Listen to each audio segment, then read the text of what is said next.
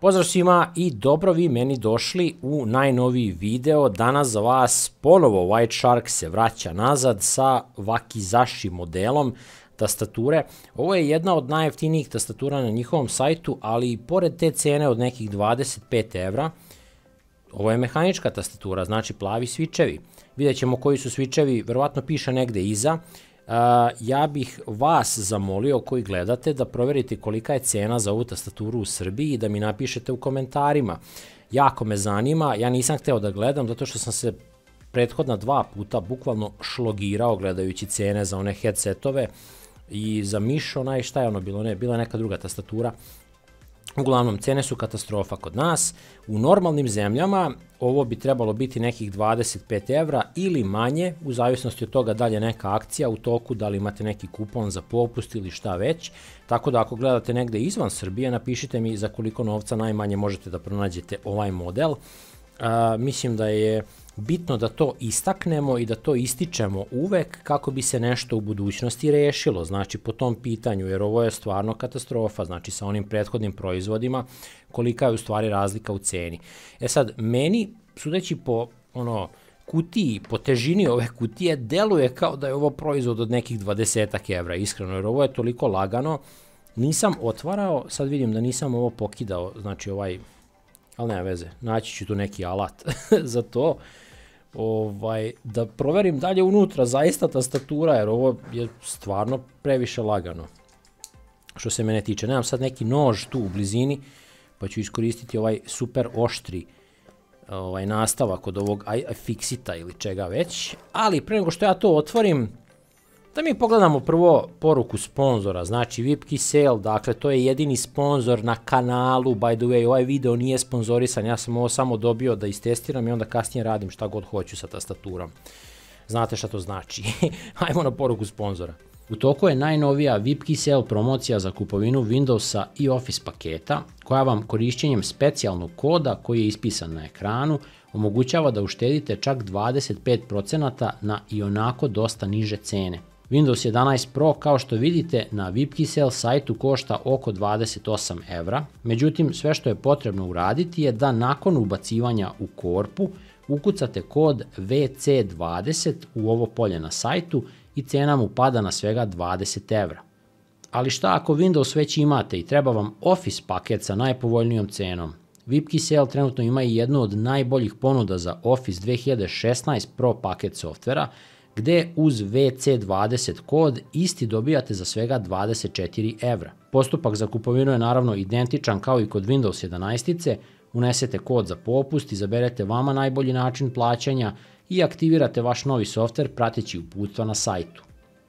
Ok, dakle, nakon što ste pogledali poruku sponzora i čekirali moj KP izlog u potrazi za nekim modelima koji su u poslednje vreme testirani, hajde da mi vidimo šta se nalazi u ovoj kutiji koju ja jedva mogu da otvorim, bukvalno koliko je napeta.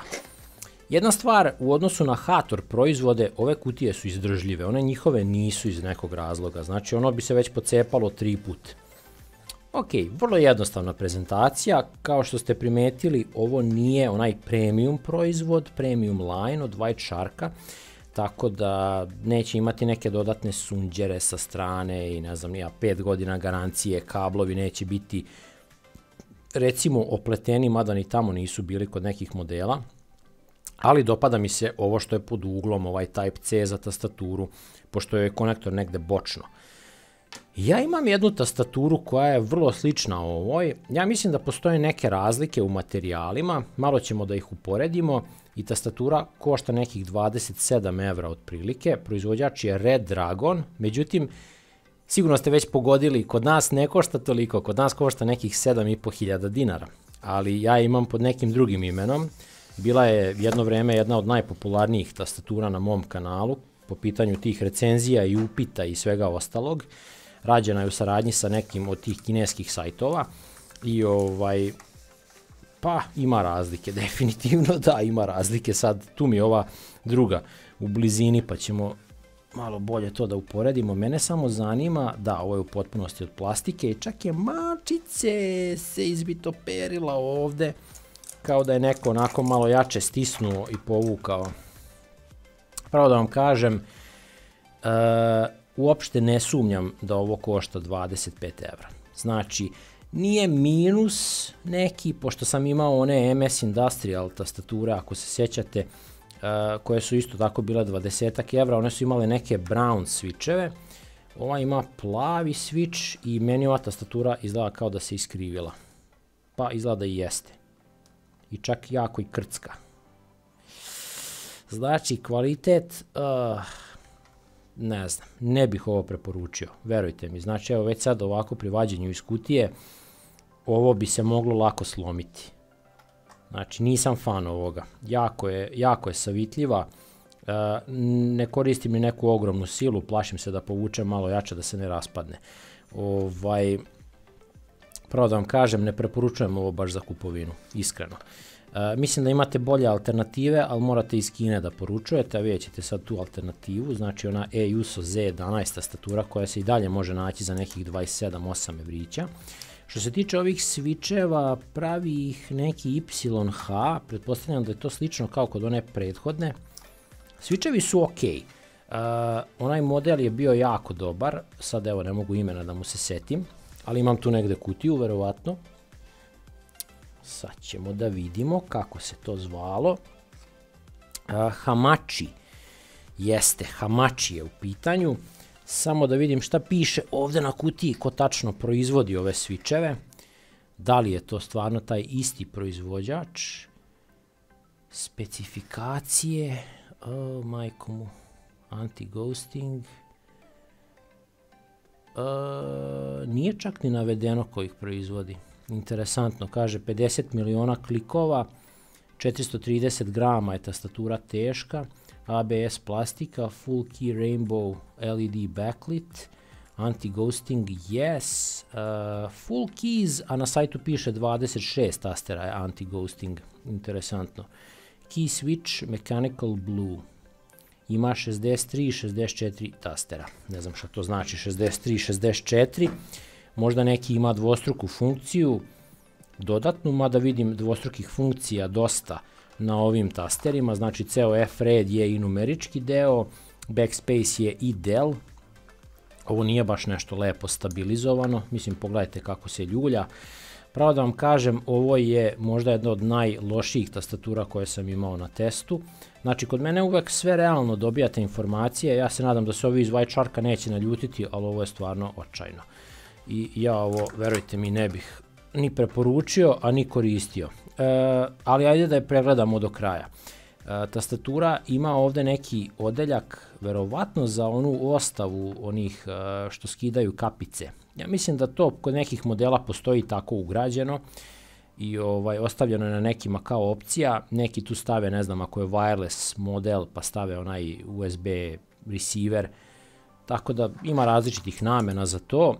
Ove nogice su blagi očaj, verujte mi, znači, ajde ok, čvrste su, neće baš ispasti, ali su toliko sićušne, ja mislim da skoro da i nemaju nikakvu funkciju, bukvalno. Da, ovo uopšte ima kao neku gumu, ali ovo ne može da zadrži tastaturu u mestu, znači nema jednostavno taj grip koji joj treba. Stvarno, znači, u čudu sam koliko je ovo loše za ovaj novac. Mislim, šta možete dobiti za slične novce? Doduše, ovo ima garanciju 3 godine, ova druga neće imati, ali ajde čisto da napravimo neko poređenje. Ajde malo poslušajte zvuk. Ajoj. Šuplja je iznutra i onda verovatno odzvanja sve od ovih tastera. Ajde da vam pokažem šta je bila jedna od najboljih kupovina za nekih 27 evra. Još uvek može na AliExpressu da se nađe za taj novac. Znači, ovo vam je ASUS Z11. Ova tastatura je od dole plastična, ali je mnogo kvalitetnija plastika od ove i deblja. Ove nogice imaju dodatnu gumu ovako kad držite položenu tastaturu.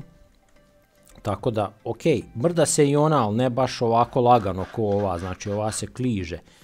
Ova ima neki grip mali.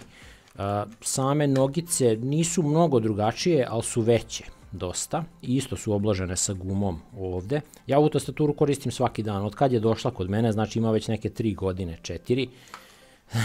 Tako da, jako sam zadovoljan sa njom. Ova ima crvene switcheve, ja mislim. Jeste, crveni switchevi, linearni. Znači, za skoro isti novac, samo razlika je koliko, 2 evra. I, pa ne znam, iskreno, nekako mi je, deluje mi kao da ima više tastera na njoj nego na ovoj, ali je vrlo slično. I ovi su mi dosta stabilniji nekako, nema ovog mrdanja. Pogledajte kako se ovo drma levo desno. Ovdje je, mrda se i ovo, ali ne ide onako u mestu levo desno da se vrti. I verujte mi, znači, izgleda vrlo slično, slična je i visina, sve je vrlo slično, ali je ovo metalno, znači ovaj gornji deo kreće negde od sredine i to baš onako prilično debeo metal, tako da nema nikakvog uvijanja, nema, mislim, moram baš da stisnem, neće se ništa saviti. Tastatura je tiha, obe su full RGB, ova nema software, ova verovatno ima, to ćemo da proverimo. Prečice isto, tu su onako, malo se lošije vide na ovoj EUSO, na ovim sivim tasterima, ovde su sivi s polja i ovde se isto slabije vidi, ali ovo je double shot injection, tako da će zbog RGB-a ovo biti ok kad se upali svetlo. Ovde, na primjer, na ovim prečicama, da, ovde su bele odštampane, zato se bolje i vide. Ove su potpuno sive, na sivom tasteru, znači to im je najgluplje što su napravili na ovoj tastaturi. Ali vi ste kod nje dobijali, ne znam, ovo da zamenite, pošto je bilo standardno sivkasto ili crno, escape i ovaj space, ja to imam negde u kutiji, sačuvano i mislim kad ih ovako gledam, jednu i drugu, ova bi ima smisla da košta 7000 naspram ove ako košta, ne znam, 5000. Da, ovo je drastično bolja tastatura, ali kad gledamo one originalne cene, 25 evra, 27 evra, ovo je daleko ispred, jedno 100 svetlosnih godina ispred ove tastature po pitanju kvaliteta, po pitanju mase, jednostavno, ne znam, šta bih rekao bukvalno za ovu. Ovo je lošija od onih MS tastatura, iskreno, samo mislim da su switchevi ovde bolji na ovoj, ako ništa drugo. Znači, stvarno ne znam šta da vam kažem. Baš sam se razočarao za ovaj Wakizashi, se zove Wakizashi model. Znači, ovo je prva tastatura koju ne mogu uopšte da preporučim od White Sharka i baš sam negativno iznenađen sa njom. Dakle, ako imate opciju nabavite ovaj EUSO Z11 za samo 2 evra više, verovatno će vas transport koštati nešto, carina, šta god, to već ne znam kako ide, ali izbegnite ovaj model. Znači, pogotovo kad postoji ovakva alternativa, samo nemojte kupovati kod nas jer košta preko 7000. Ali gledajući ih ovako, deluje mi kao tastatura od 7000 naspram ove. Ništa, ajde da vidimo još malo, pustit ću vam ono kako svetli kad se poveže. Također i ova ima isto sa strane Type-C, doduše ovdje ovo je ovdje u stvari da sa strane, tako da se taman poklapaju. Ne znam, pravo stvarno ne znam šta da vam kažem, ovdje je čak metalni ovaj bok na ovoj tastaturi. Ne znam, ovu mogu da vam preporučim još uvek, znači ja ovo koristim na toj gaming mašini, stvarno fenomenalna tastatura, Caraxes se zove kao Red Dragon, potražite ako postoji neki popust, neka akcija za nju, izvanredna tastaturica, mala, kompaktna, ovo nikako. Ok, drugari, ispade da sam se ja malo zeznuo, izgleda sam pogrešno pročitao tamo šta je pisalo na onoj kutiji, znači ovo nije full RGB, već je Rainbow RGB. Dakle, rasveta sa odvojenim zonama, ne znam da li to primetite u ovom efektu, ali ako prebacimo na neki statički efekat, samo da ga nađem, ovaj na primjer, vidjet ćete da je ova sekcija pink, ova je više kao tirkizno plava, ova je ljubičasta, ova je crvena ili naranđasta i ova je žuta. I te zone se ne menjaju, znači to one su fiksne tako, dakle to se naziva taj Rainbow RGB. Ono što može da se napravi kod toga je da se ubace neki efekti kao breathing efekat ili ne znam šta je ovo, zašto je ovo i dalje isto kao onaj prethodni, ili da ovako kao malo teče na jednu stranu ili na drugu i onda da prividno daje utisak nekog RGB-a. Međutim, nažalost, da ovo ispalo još lošije nego što sam ja mislio. Sama rasveta nije nešto preterano jaka kod ovog modela, zato ako želite da vam svetli bar lepo za taj novac, idite na belu verziju, jer ovo na crnom se skoro i ne vidi. Ima 2 ili 3 nivoa, znači da se podešava ta rasveta. Tako da iskreno, ispada još lošije nego što sam u onom prvom delu videa mislio da će biti i onda definitivno još veća preporuka za neku alternativu.